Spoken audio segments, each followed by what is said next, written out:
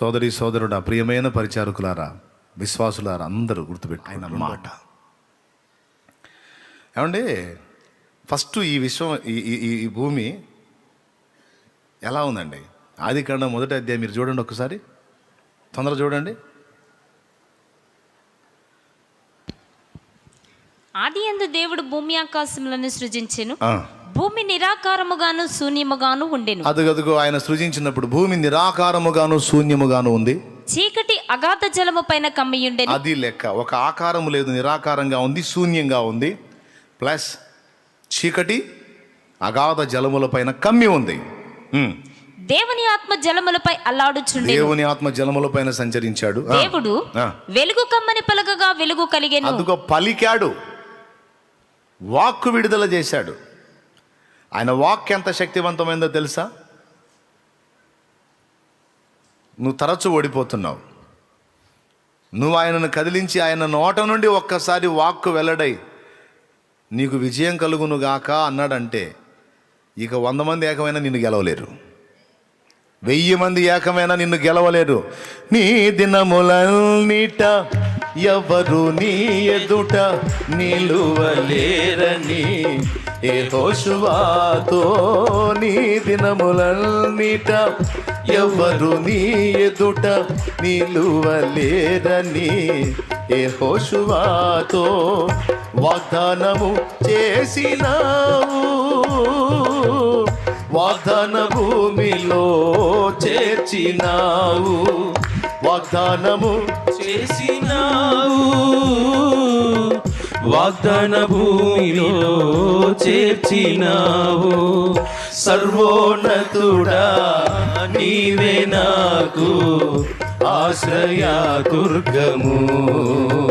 సర్వోన్నతుడా నీవే నాకు ఆశ్రయ దుర్గము. ఎవరు లేరు నాకు ఇలలో, ఎవరు లేరు నాకు ఇలలో. ఆదరణ నీవేగా, ఆనందం నీవేగా, ఆదరణ నీవేగా, ఆనందం నీవేగా. దేవునికి మహిమ. యెహోషువకు చెప్పాడు, నేను మోషేకి తోడై ఉన్నట్టు నీకు తోడంటే వాక్కు. నీ దినములన్నిట ఎవ్వడు నీ ఎదుట నిలవ నెరగొండునట్లు ప్రతి ఒక్కరిని నేనే తరిమి కొడతా, ఎవ్వడు నిలవలేడు నీ ముందన్నాడు. ఆ మాట నెరవేర్చి యెహోషువను ఇశ్రాయేలు జనాంగాన్ని యెహోషువ నాయకత్వంలో వాగ్దత్త దేశం చేర్చి స్వాస్థ్యం యెహోషువ చేతే పంచి ఇప్పించాడు. దేవుని వాక్యం ఎక్కడ దొరుకుతుంది? ఏడ దొరుకుతుందమ్మా?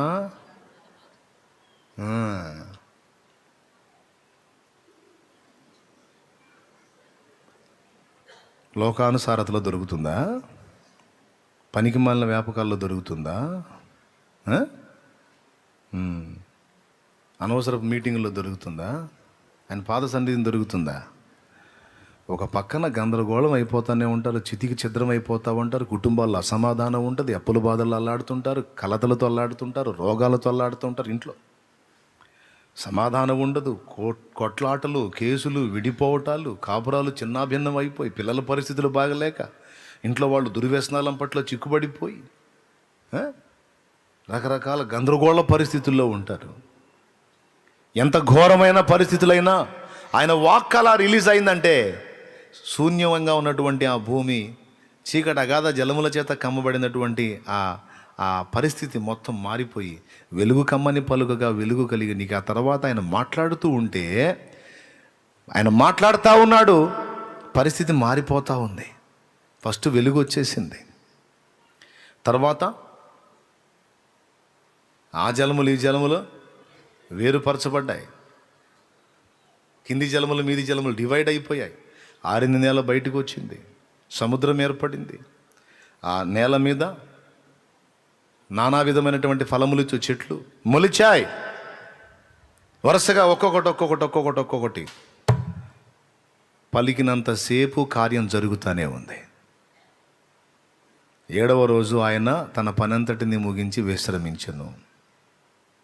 అంతటితో ఆయన ఎప్పుడైతే మౌనం అయిపోయాడో వర్క్ ఆగిపోయింది. గమనించండి మీరు, చెప్పండి.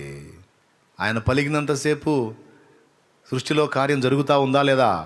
ఆయన ఎప్పుడైతే మౌనం అయ్యాడో అక్కడ ఆ వర్క్ ఆగిపోయింది. దేవుని సన్నిధి ముఖ్యమైంది, దేవుని మాట ముఖ్యమైంది. అది నీ చేతగాని కార్యాలను ఎన్నిటినో సాధించి పెడుతుంది ఆయన పలుకు.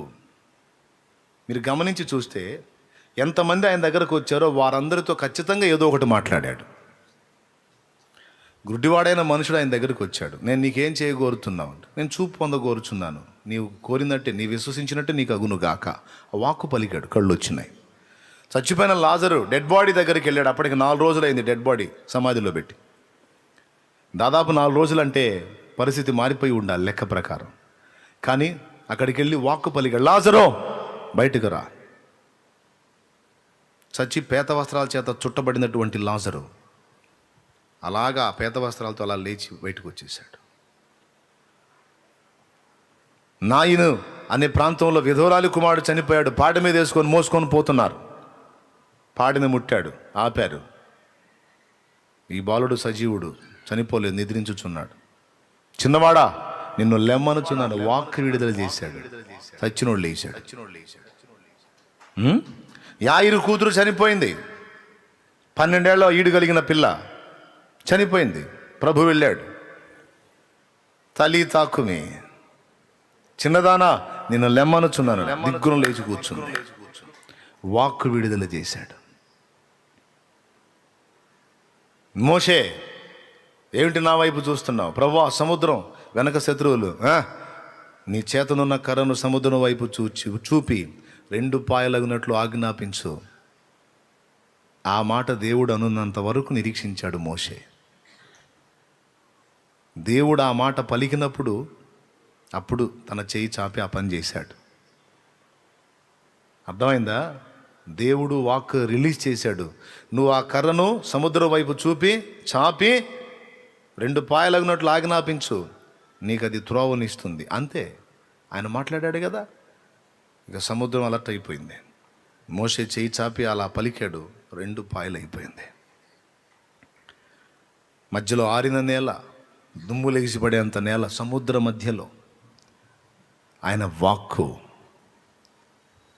ఆయన మాట, ఆయన పలుకు, అందులో ఉన్న శక్తి అది. ఆయన పలుకునంత వరకు కాచుకోవాలి ఆయన పాదాల చెంత. నీవు పలుకున్నా ఆయన, నీవు పలికితే నాకు మేలయ్యా, నీ దర్శనమే నాకు చాలయ్యా. నిజంగా ఆశ ఉందమ్మా? పాటేనా? పాటే. పాట పాడమంటే తీయగా, నాతో మాట్లాడు ప్రభువా అంటే ఆయన నవ్వుకుంటూ కూర్చుంటాడు. మాట్లాడమన్నావు, మాట్లాడడానికి నోరు తిరుద్దామంటే ఎక్కడ అవకాశం ఇచ్చావు? నేను అడుగుతాను, ఇలా పాడితే, అమ్మా నిజంగా ఆశతో రోజు కనిపెట్టుకుంటావా దేవుని సన్నిధిలో, దేవుని మాటల కొరకు? రోజు ఎంత టైం గడుపుతావమ్మా దేవునితో? అయ్యా ఎంత సమయం గడుపుతావు దేవునితో అంటే, పొద్దున కాసేపు, సాయంత్రం కాసేపు. కొంతమంది పెద్ద మనసు కలిగిన వాళ్ళు ఉంటారు. పొద్దున్నే పనులు బిజీ కదా, అసలు చేయరు, ఏదో 2 ముక్కలు అనుకుంటారు. సాయంత్రం కూడా పొద్దంతా చాయకి చేసి వచ్చి ఉంటారు కదా, అలిసిపోయి 2 ముక్కలు అనుకొని పండుకుంటారు. కాపలా పెట్టి దేవుణ్ణి పొద్దున్నే కూడా కాపలాన్ని పెట్టేది. పొద్దున్నే పనులకి వెళ్ళాలి కదా, పోయేదారిలో వచ్చేదారిలో నాకేం కాకుండా పెందలాడి పోకుండా కాపాడయ్యా. సాయంత్రం నిద్రలో చాలామంది పోతారు, అట్లా నేను పోకుండా తెల్లారులు కాపలా ఉండు. పొద్దున్నే కాపలా, సాయంత్రం కాపలా పెట్టడానికి పలకరిస్తారు దేవుణ్ణి. ఆ ప్రియమైన దేవుని బిడ్డలారా, కాదు కాదు కాదు కాదు ఆయన సన్నిధిని కూర్చుండి కనిపెట్టుకొని ఆయన మాట వెల్లడగునంత వరకు కాచుకోవాలి. బైబిల్ మొత్తం మీరు చూడండి, ఎవరైనా సరే ఆయన దగ్గరికి వస్తే ఆయన వాక్ రిలీజ్ చేస్తే కార్యం అయిపోయింది. 5 రొట్టెలు 2 చేపలు, మీ దగ్గర ఏమన్నా ఉందా? ఇది ఉంది, తీసారా? పంచి ఇచ్చాడు. అక్కడ మాట పలికాడు, తండ్రి కృతజ్ఞతలు, అంతే. ఇస్తా ఉన్నాడు, వస్తూ ఉన్నాయి. నిన్ను ఆత్మీయ విషయములో సంపన్నురాలిగా చేయగలుగుతాడు. భౌతిక విషయంలో కూడా ఆ కృప నీకు ఇవ్వగలుగుతాడు ఆయన. దరిద్రతలో, శాపంలో, దైన్య స్థితిలో, దేహి అనో ఎవరి దయకో కాచుకునే స్థితిలో నువ్వు ఉండటం ఆయన ఇష్టపడేది కాదు. ఆశీర్వాదకరముగా ఉండుటకు, ఆశీర్వాదానికి వారసులగుటకు దేవుడు మనల్ని ఏర్పరచుకున్నాడు. శాపగ్రస్తమైన జీవితాలు అనుభవించడానికి కాదు. నీవు ఆశీర్వదించబడి ఆ ఆశీర్వాదంలోనిది అనేకులకు నువ్వు ఇచ్చినట్లు నువ్వు దీవెనకరంగా ఉండాలనేది దేవుడు హృదయపూర్వకంగా కోరుకునేది. నాకు తెలిసి నేను అంతే. మరి నా బిడ్డల విషయంలో నేను అంతే కోరుకుంటాను. నా కొడుకు అడుక్కునే స్థితిలో ఉండాలని నేను ఎప్పుడన్నా అనుకుంటానా? ఒకవేళ నా కుమార్తె ఉంటే, నా కుమార్తె అడుక్కునే స్థితిలో, దీన స్థితిలో, దేహి అనే స్థితిలో, శాపగ్రస్తమైన స్థితిలో, దరిద్ర కొట్టు స్థితిలో ఉండాలని నేను కోరుకుంటానా? కోరుకోను. నేను ఒకవేళ దీన స్థితిలో ఉన్న నా బిడ్డలు ఆశీర్వాదకరంగా ఉండాలని నేను వారి కోసం కష్టపడతాను. మరి మీరు కూడా అంతేనని నేను అనుకుంటున్నా. మరి మీరు కూడా అంతేనా? మీ పిల్లలు బాగుండాలని కోరుకుంటారా? లేకపోతే దరిద్రులై నానా బాధలు పడాలని కోరుకుంటారా? మనుషులంగా మరి మనమే మంచి ఈవులను బిడ్డల కోసం ఆలోచించినప్పుడు మరి ఆయన ఏం కోరుకుంటాడు? మీరందరూ అగసాట్లు పాలు కావాలి, శాపగ్రస్తంగా ఉండాలి, అడుక్కునే స్థితిలో ఉండాలి, అప్పుల పాలై ఉండాలి, దరిద్రతలో ఉండాలి, శాపాన్ని అనుభవించాలి, రోగిష్టోళ్ళై ఉండాలి, అట్లా ఉండాలని దేవుడు కోరుకుంటాడా? నీకు దేవుడిచ్చిన ఆయుష్కాలం అంతా నీవు సుఖముగా అనుభవించాలని ఆయన కోరుకుంటాడు. నీకు ఇచ్చిన ఆత్మీయ, భౌతిక రెండు జీవితాల్లో నీకు నెమ్మది ఇవ్వాలని ఆయన ఆశిస్తాడు. ఆయన వాక్కు పలికితే నీ శాపము దీవెనగా మారింది, నీ ఓటమి గెలుపుగా మారింది. ఆయన నీకు ఇచ్చిన ఆశీర్వాదకరమైన దానిలోనిది అనేకులు పొందినట్లుగా నీకు సమృద్ధి ఉంటుంది.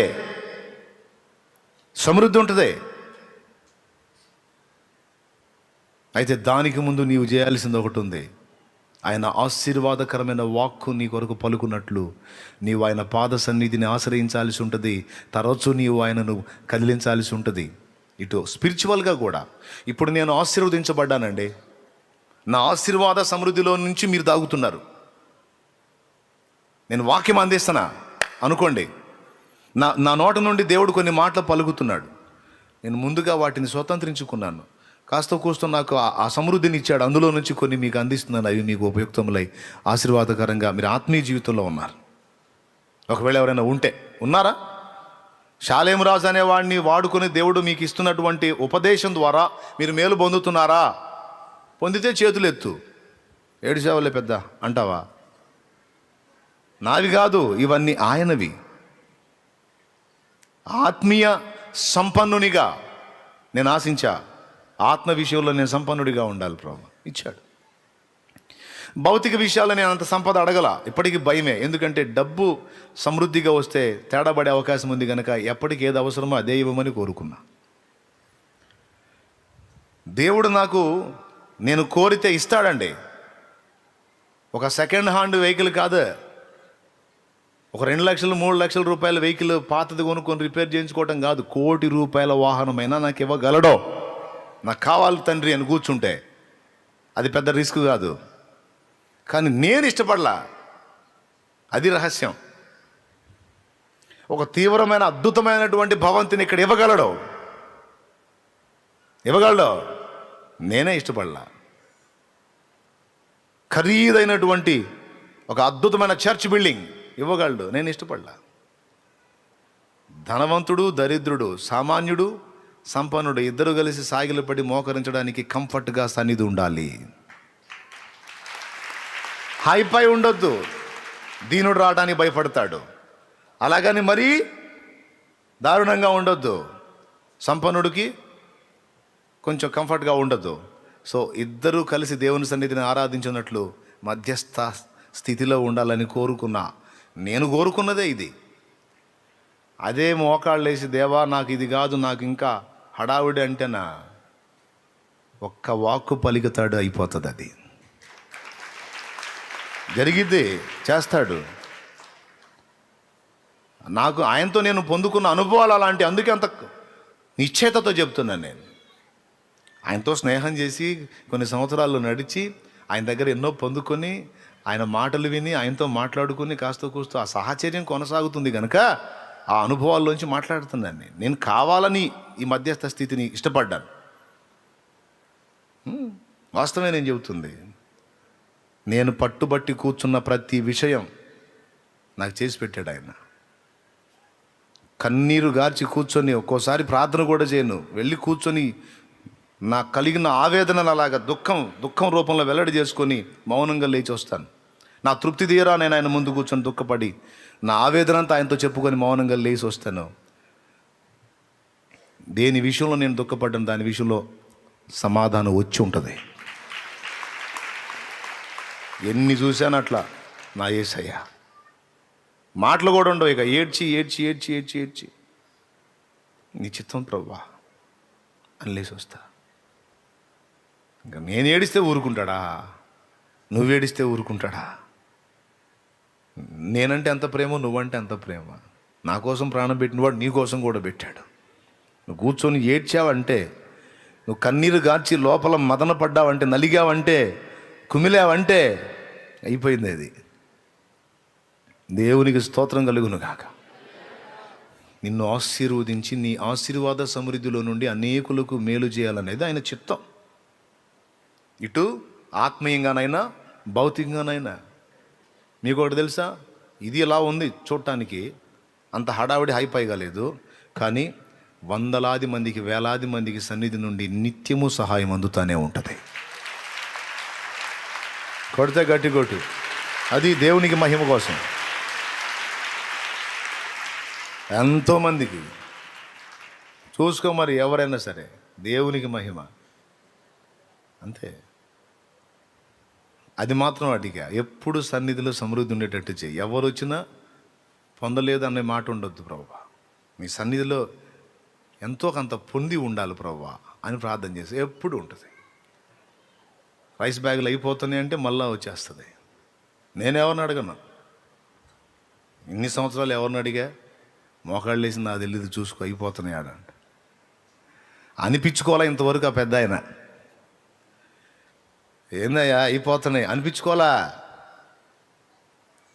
సైలెంట్గా పోయి చూసి వస్తా, అయిపోతుంది ఇంకా కొన్ని బ్యాగులే ఉన్నాయి అనుకుంటా. సాయంత్రానికి వచ్చి చూస్తారు వచ్చేసింది అన్న అని. అంత మౌనమే. దేవునికి మహిమ కలుగునుగా. ఎవరో ఇస్తారని ఎవరి కోసం ఎదురు చూసింది లేదు, ఎవరినో హెల్ప్ చేయమని అడిగింది లేదు. దేవునికి మహిమ. ఈరోజు కూడా నా ప్రియమైన ప్రభు ఆయన సన్నిధిని కాచుకుని ఆయన వాక్కు కోసమే కనిపెట్టుకుంటా. ఆయన పలికితే జరిగిద్ది.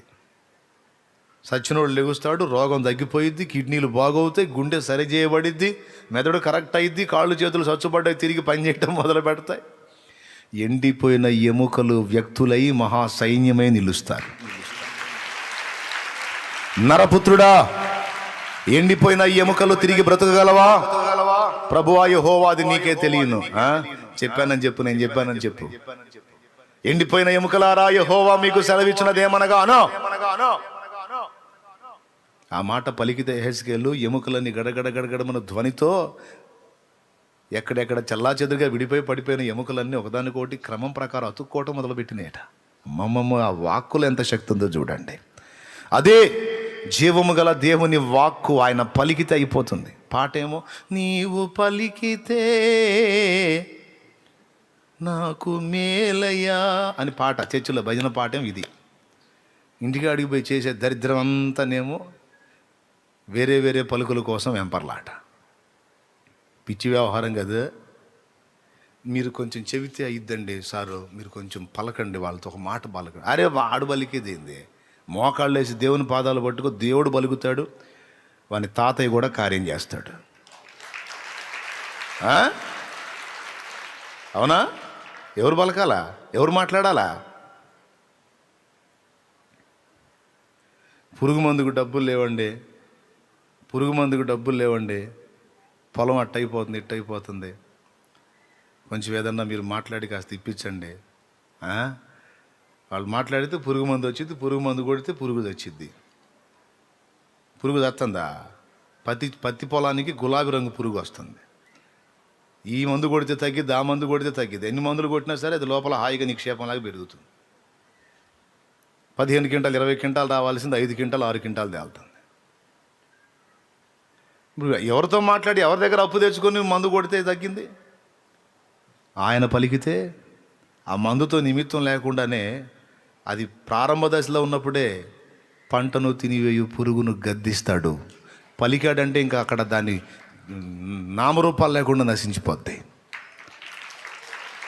అందుకే చెబుతాను, పొలాలు వేసే రైతులు నా దగ్గరకు వస్తే చెబుతాను, ఎవరి కోసమో ఎదురు చూడదు. అదే పొలంలో మోకాళ్ళు నీ కన్నీరు గార్చో, అదే పొలంలో మోకాళ్ళు నీ కన్నీరు గార్చు. వ్యాపారం చేసే వ్యక్తి, నువ్వు వ్యాపారం చేసేది సద్వ్యాపారం అయితే, దుర్వ్యాపార సంగతి చెప్పను, సద్వ్యాపారం అయితే అక్కడే మోకాళ్ళు నీ కన్నీరు గార్చు. నా దేవా నాకు అన్నం పెట్టాను అడుగు. నువ్వు కష్టపడి చదువుతున్నాడు అయితే క్లాస్ రూమ్లో ఏడో కన్నీరు గార్చు. నా దేవా నేను నిలబడకపోతే నా తల్లిదండ్రులు నా ఇంటి వారు బ్రతకటం కష్టం ప్రభా, వాళ్ళని పోషించుకోవాలి.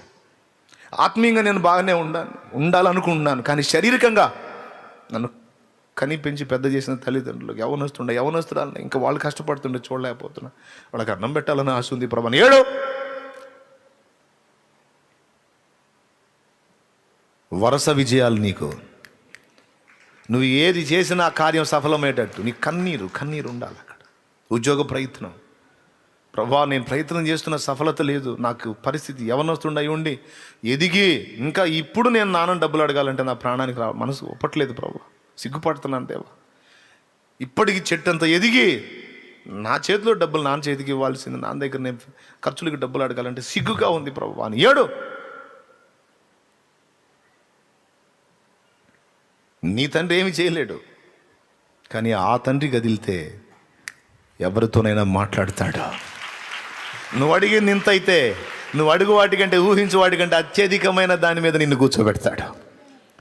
కూర్చోబెట్టి అప్పుడు నీ కళ్ళలోంచి ఆనంద బాష్పాలు, నువ్వు ఆనందకరమైన స్థితిలో ఉన్న పలకరిస్తాడు. నా కుమార ఏడ్చావు కదా గుర్తుందా, మరి ఇప్పుడు ఉందా ఏడుపు? నీకు తెలుసా ఎంత సీరియస్ మనం ఆయనకి? మన కన్నీళ్ళు ఆయన బుడ్డిలో దాచుకుంటాడని రాసుంది. 56వ కీర్తన 8వ వచనంలో నా సంచారములు, 56వ కీర్తన 8వ వచనంలో నా సంచారములు నీవు లెక్కించి ఉన్నావు. నా కన్నీళ్లు నీ బుడ్డిలో కన్నీళ్లు నీ బుడ్డిలో ఉంచబడి ఉన్నవి, అవి నీ కవిలలో పుస్తకంలో అవి రాయబడుతున్నాయి కదా. నీ ఏడుపు, నా కూతురి కాపురం ఎలా అయిపోయింది, నా కొడుకు కాపురం ఎలా అయిపోయింది యేసయ్యా, వృద్ధాప్యంలో నాకు ఈ వేదన ఎంతకాలం. నా ప్రభువా నా కన్నీళ్లు నీ చెంత జ్ఞాపకం చేసుకో, ఇవన్నీ జ్ఞాపకార్థంగా చేర్చుకుని నాకు జవాబివో.